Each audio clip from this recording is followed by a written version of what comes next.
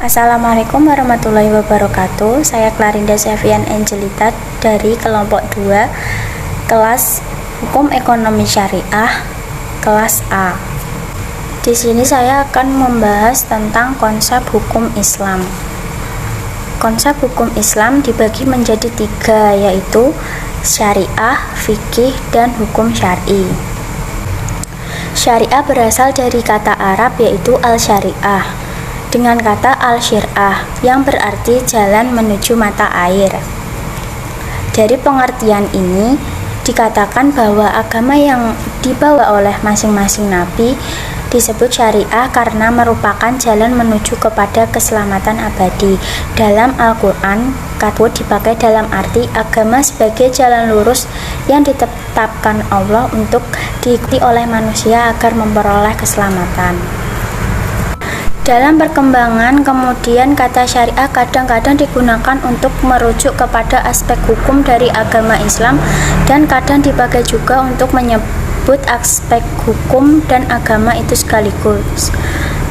Teolog terkenal secara tegas memaknai syariah untuk merujuk pada aspek hukum dari agama Islam.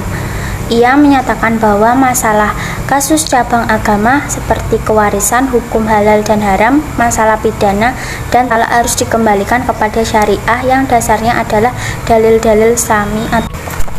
Dapat dilihat bahwa terminologi syariah dipakai dalam 2 pengertian, yaitu dalam arti luas dan arti sempit.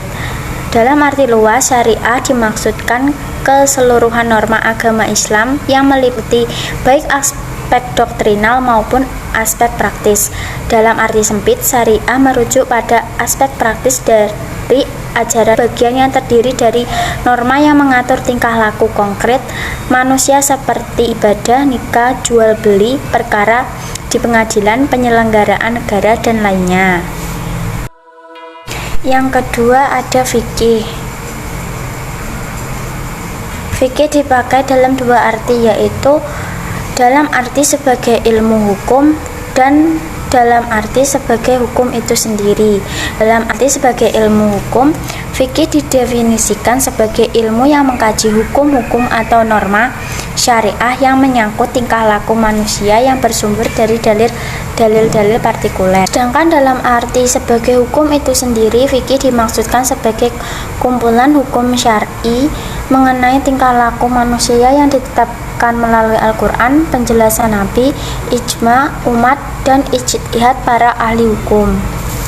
Jadi keduanya merujuk pada hal yang sama dan memang dalam arti pemakaian umum dan secara praktis syariah dalam arti sempit dan fikih dalam hukum itu sendiri digunakan dalam pengertian yang sinonim. Ketiga ada hukum syar'i.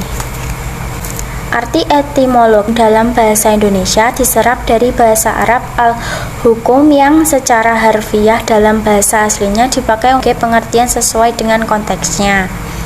Misalnya diartikan sebagai keputusan, ketetapan, peraturan, ketentuan, kekuasaan, pemerintahan, norma, atau nilai hukum.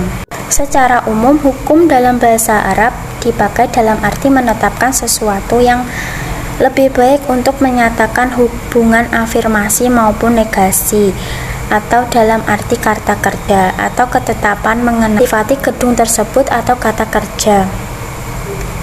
Dan pernyataannya mengenai gedung itu bagus atau kata benda adalah hukum menurut pengertian hukum. Contoh lain adalah tentang penetapan kualifikasi hakim perihal penetapan hukum bersalah atau tidak. Adapun hukum sebagai kategori dan penilaian tingkah laku, hal ini sebenarnya telah disinggung bahwa hukum yang merupakan titah ilahi yang ditujukan kepada perbuatan manusia itu berisi tuntutan, perizinan, atau penetapan. Tuntutan sebagai isi dari titah ilahi itu ada kalanya berupa tuntutan melakukan suatu perbuatan seperti tuntutan melakukan sesuatu perbuatan agar memenuhi perjanjian atau agar tidak membunuh jiwa yang diharamkan. Begitu juga dengan hukum tuntutan seperti wajib, nadab, tahrim, karobah, dan mubah. Penetapan adalah bahwa pembuat hukum syar'i menetapkan kaitan atau hubungan 2 hal yang satu dijadikan sebab, syarat, atau penghalang bagi yang lain, seperti hubungan peristiwa pembunuhan sengaja dengan peristiwa penjatuhan pidana qisas. Sekian penyampaian materi dari saya. Bila ada kurangnya saya mohon maaf yang sebesar-besarnya. Assalamualaikum warahmatullahi wabarakatuh.